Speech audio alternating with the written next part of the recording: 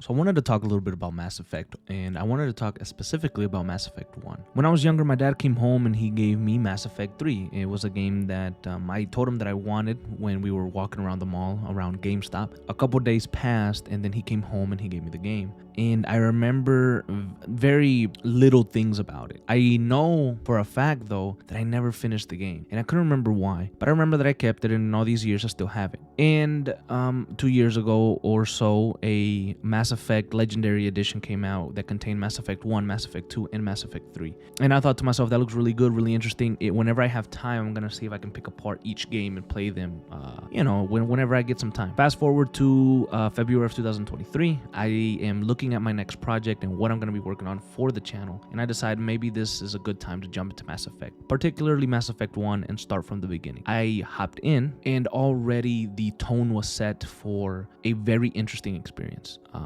If you go out and you research Mass Effect 1 or Mass Effect 2 or Mass Effect 3 or the trilogy in general, it is held in very high regard for storytelling, for revolutionizing certain things in gaming, and it's just a magnificent story. And I just hear great, good things about it.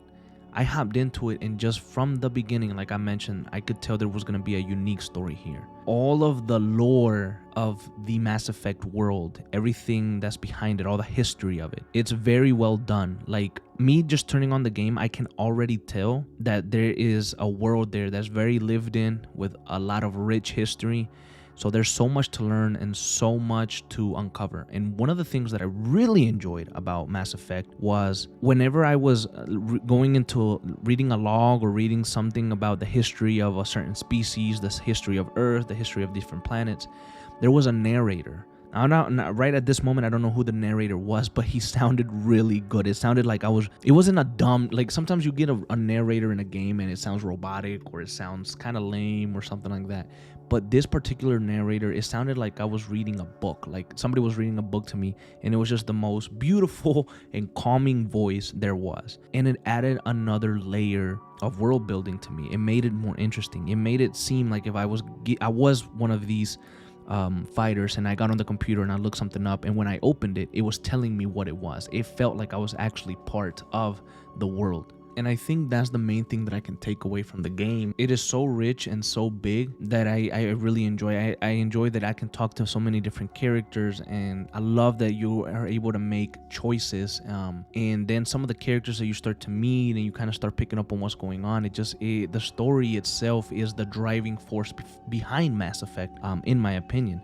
Starting off the game, I jump into the story and I meet Nihilus. He's a very important character who is kind of going to test you to see if you can join the program of the elites. I felt like he was kind of like one of those characters that was just an asshole and that was trying to seem cool, but he really wasn't cool. And I was kind of reserved on him at the beginning, but I tried to make my choices based on what I would actually make. And I wasn't like a dick or anything like that. I was kind of understanding to what Nihilus was asking, but he was like kind of that solo guy who wanted to do stuff on his own, and he was better working alone and things like that. So then we go into this world, some stuff happens, blah blah blah. I don't want to spoil anything necessarily, but it gets really good. Now my point is, before I continue on the Nihilus story, the gameplay really sucks for me. And I know I was very long-winded to get to the main point of the video, but the gameplay is terrible, and it's maybe because I'm not used to that type of game. And for me, it's terrible. Now for you guys or for someone else that is more in tune with the world or something like that, maybe it's fine for you, but for me, the gameplay was very slow. It was a little boring. It was a little sluggish,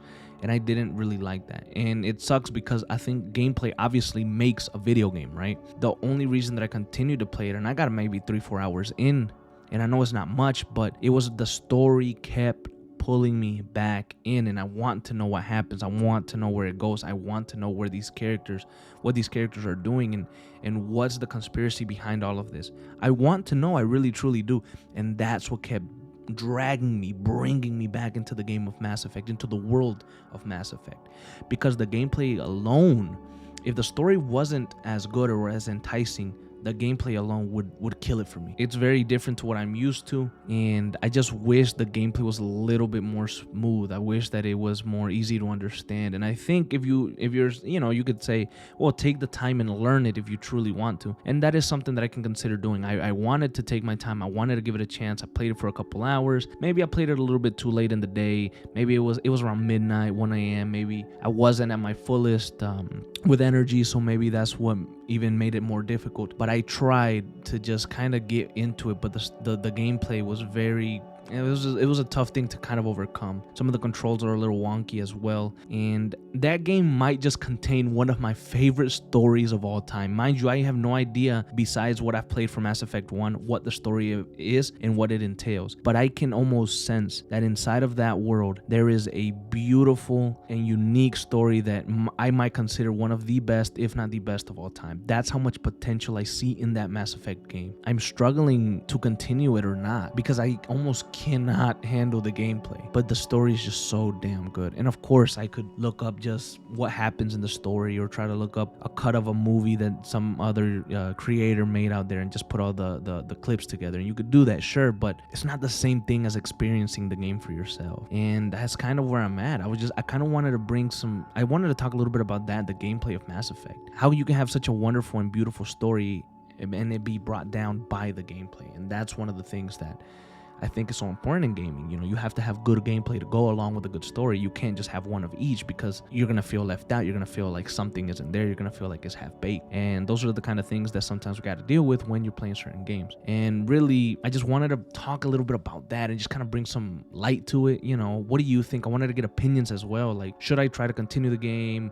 Did you run into the same issue? Is there another game out there that you've played that you think the story might be very good, but the gameplay just, it couldn't let you continue it? I just wanted to know if there was anyone out there that can relate. So that's kind of the purpose of the video. I want to talk a little bit about Nihilus as well. Nihilus, spoiler alert, big spoiler alert. Nihilus is killed by one of his friends, supposed friends, that he serves with in the elite's force that they're part of.